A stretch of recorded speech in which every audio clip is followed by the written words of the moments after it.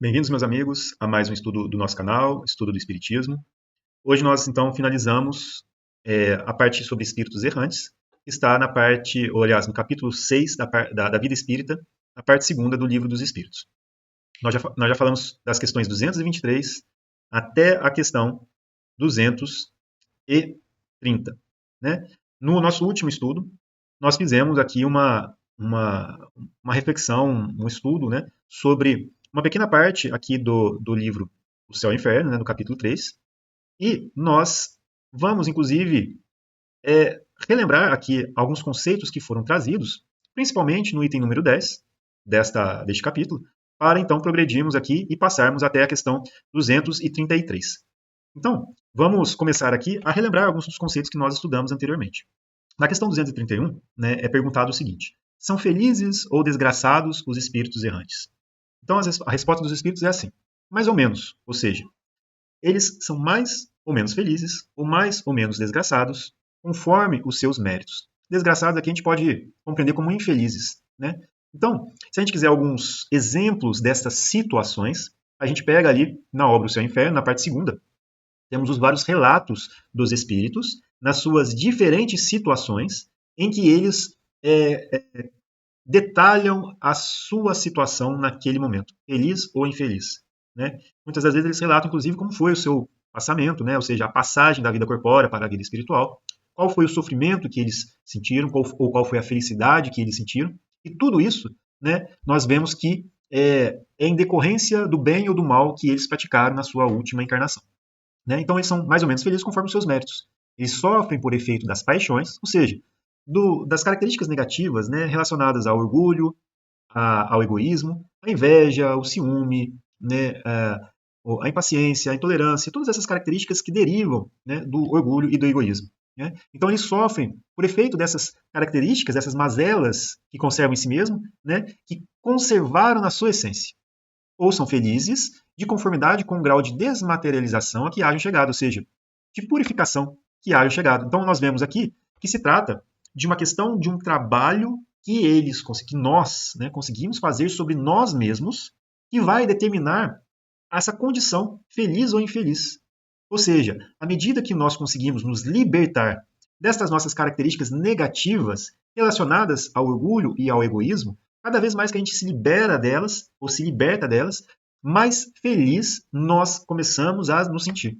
E, obviamente, que esta condição que nós estamos em vias de construir agora, durante a nossa encarnação, vai refletir na condição feliz ou infeliz do espírito quando ele volta à pátria espiritual e quando ele volta, portanto, para a erraticidade, que é o intervalo, né, entre uma encarnação e outra, em que o espírito errante, ou seja, aquele que ainda precisa se purificar, ele permanece na pátria espiritual.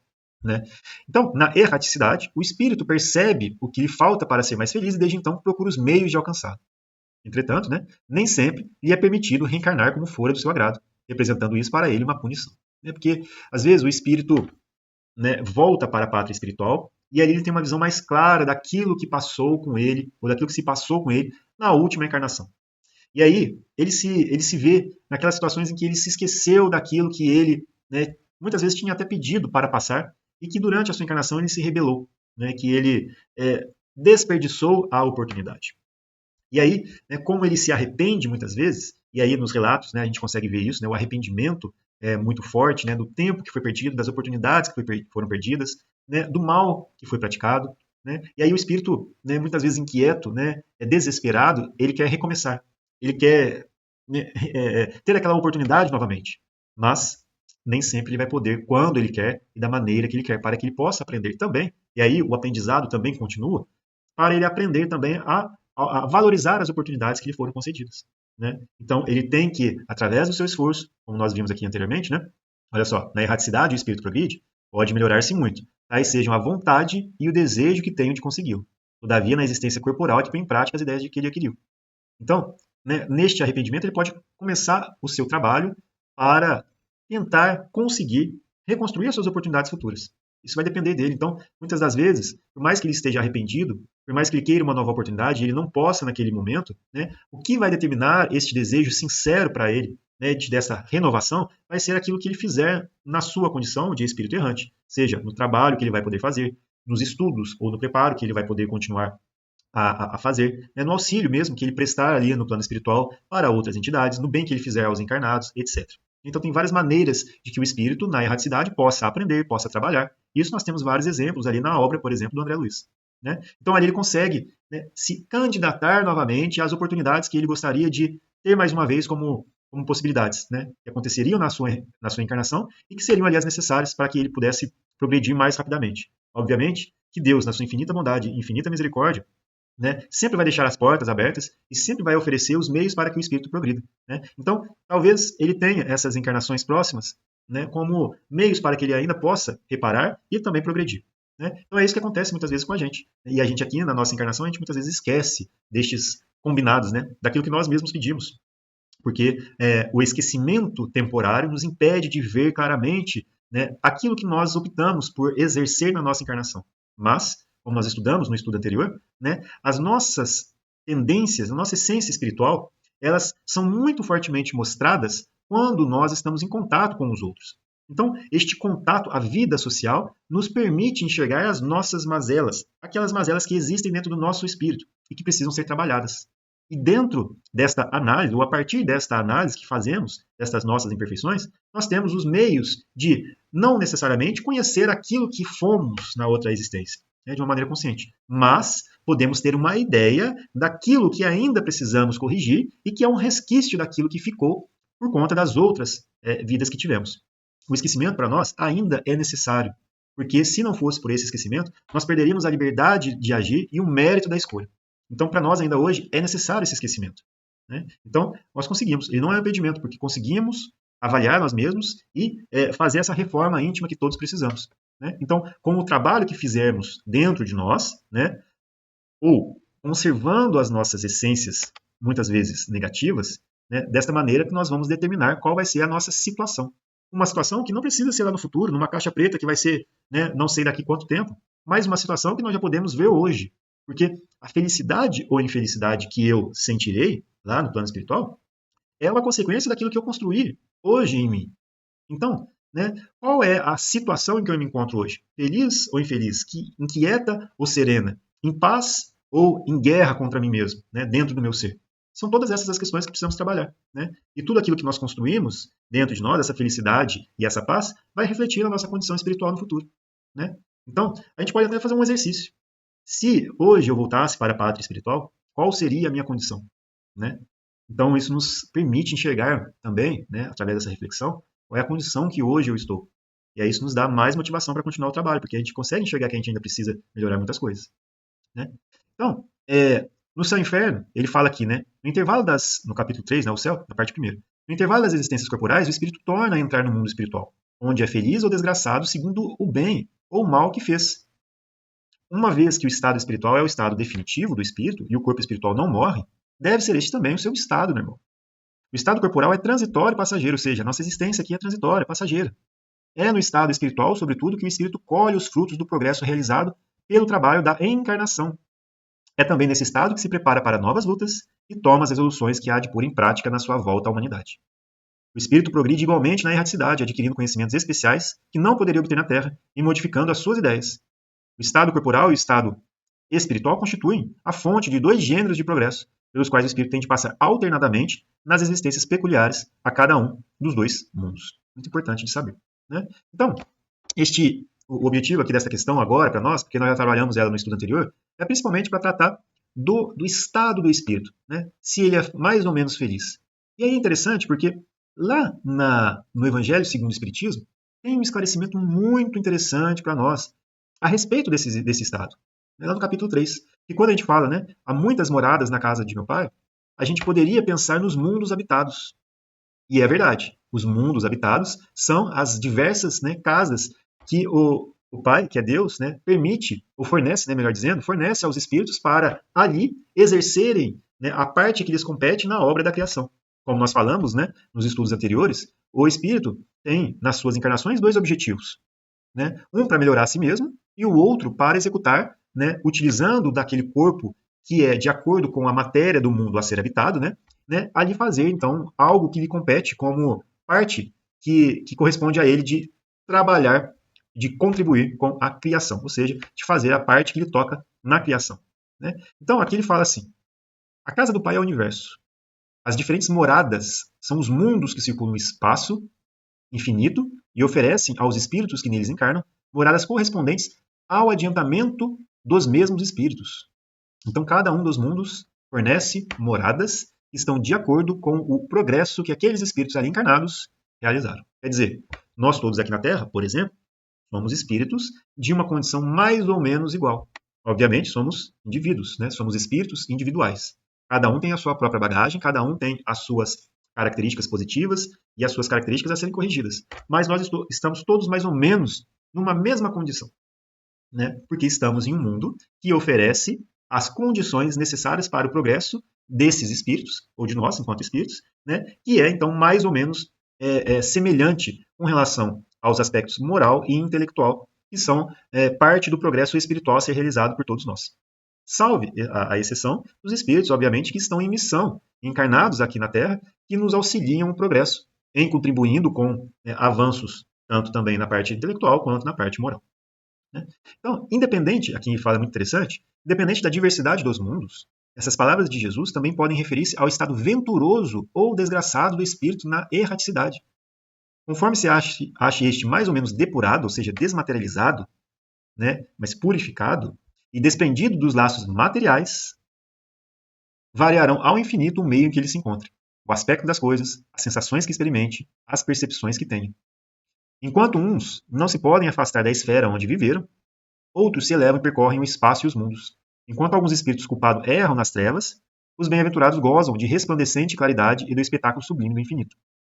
Finalmente, enquanto o mal, atormentado de remorsos e pesares, muitas vezes insulado, sem consolação, separado dos que constituem objeto de suas afeições, pena sob o guante dos sofrimentos morais. O justo, em convívio com aqueles a quem ama, frui as delícias de uma felicidade indizível. Também nisso, portanto, há muitas moradas, embora não circunscritas nem localizadas.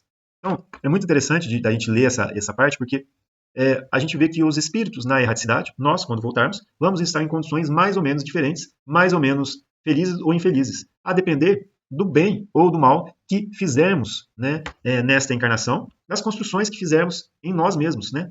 Ou seja, do esforço que nós fizermos para eliminar de nós aquelas mazelas, né, como nós colocamos aqui, né, que representam ainda essências, talvez, né, e precisamos nos esforçar para nos livrarmos delas.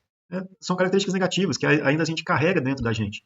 E todo o esforço que nós fizermos para nos livrarmos destas essências nos vão trazer felicidade, porque não mais vão nos atormentar enquanto características do espírito que precisam ser trabalhadas. Né? Então, é esse esforço que vai permitir ao espírito cada vez mais de progredir, cada vez mais de sentir essa felicidade. É uma construção que ele faz dentro de si mesmo. Né? É muito interessante.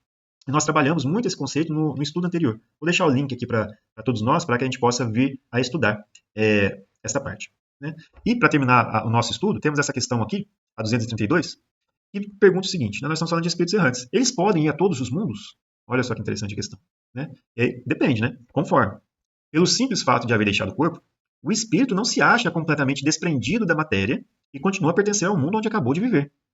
Ou a outro do mesmo grau, a menos que, durante a vida, se tenha elevado, o que, aliás, constitui o objetivo para que deve entender os seus esforços, pois, do contrário, nunca se aperfeiçoaria. Olha só.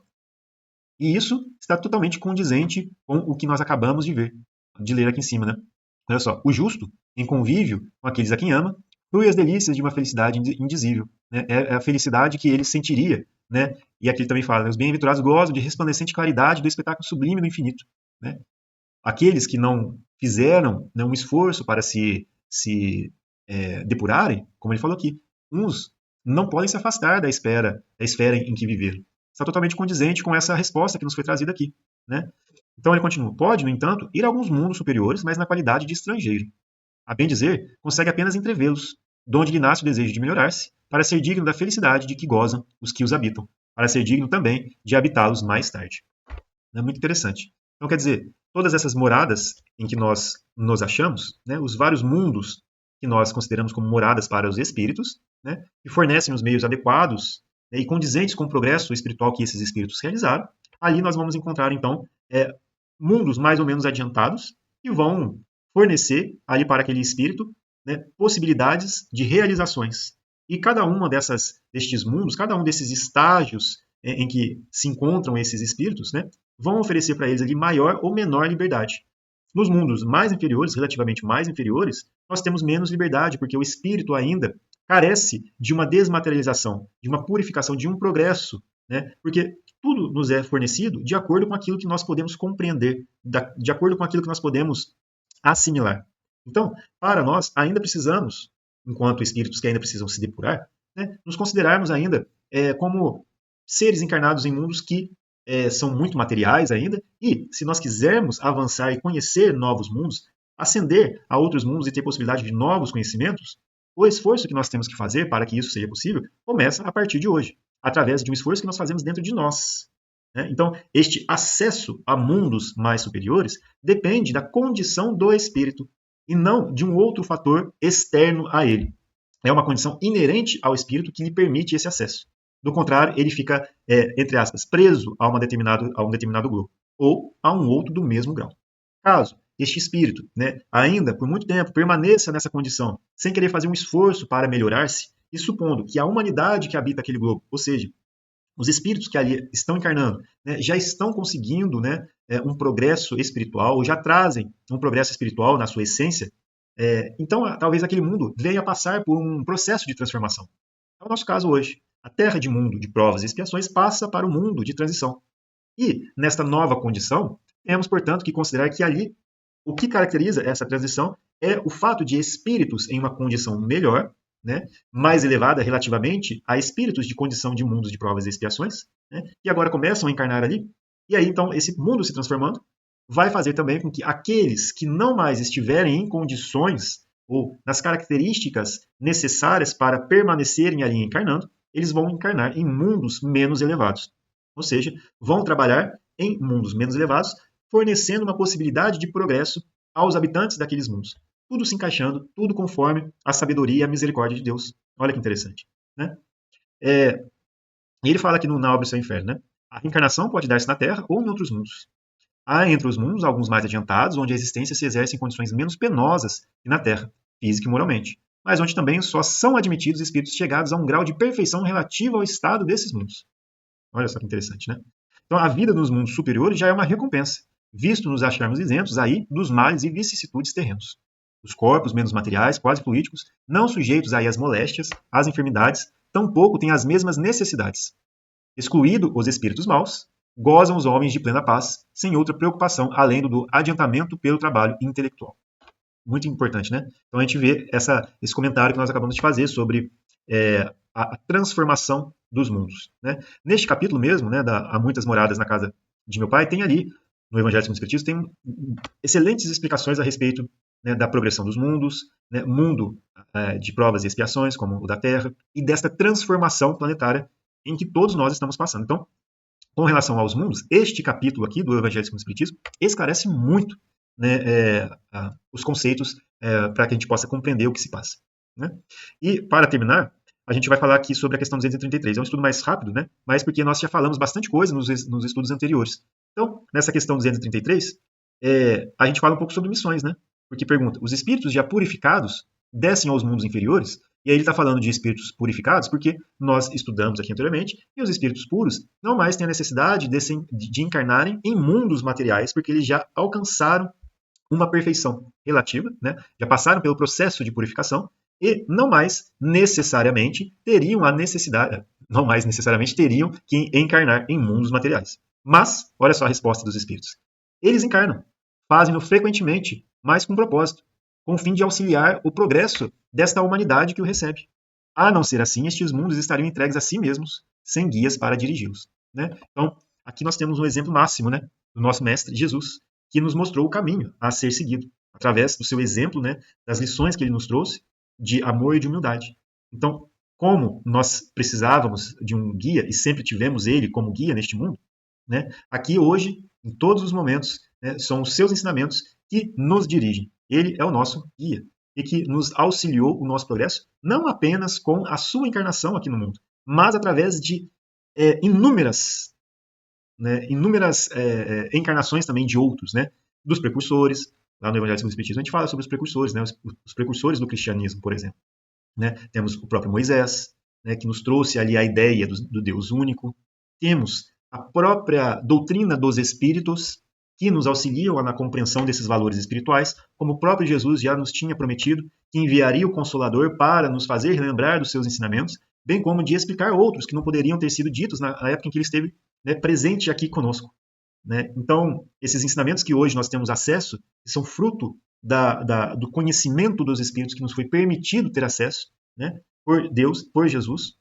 Hoje nós temos acesso e nos auxiliam muito na nossa marcha evolutiva. Né? É, mais uma vez, um guia a nos dirigir. Isso é muito importante de compreender. Então, o objetivo do Espiritismo é de nos trazer esses ensinamentos para que a gente possa chegar a um ponto de compreender isso aqui, né? Da necessidade do exercício sobre nós mesmos, de nos livrarmos das nossas imperfeições, de nos purificarmos das imperfeições que ainda carregamos em nós. As imperfeições que são fruto do orgulho e do egoísmo. Né? E que a felicidade ou infelicidade que nós vamos receber, como Jesus já tinha nos trazido, né, será conforme o mérito das nossas obras. Né? Será de acordo com as obras que nós fizermos. Então isso tudo nos auxilia a melhor guiar a nossa existência hoje, o que é muito consolador para todos nós. Né? Então, meus amigos, terminamos aqui a parte de espíritos errantes, né? Teve bastante coisa que nós estudamos, da questão 223 até a questão 233, mas com muitos conceitos que nos foram trazidos das outras obras. Então, agradeço mais uma vez, agradeço a Deus, a Jesus, por mais um estudo que nós fizemos juntos aqui, né? Agradeço pela oportunidade de estarmos aqui juntos estudando, e fiquem com Deus, que Jesus abençoe a todos. Agradecemos aos nossos amigos do plano espiritual também. Jesus abençoe a todos e até o nosso próximo estudo.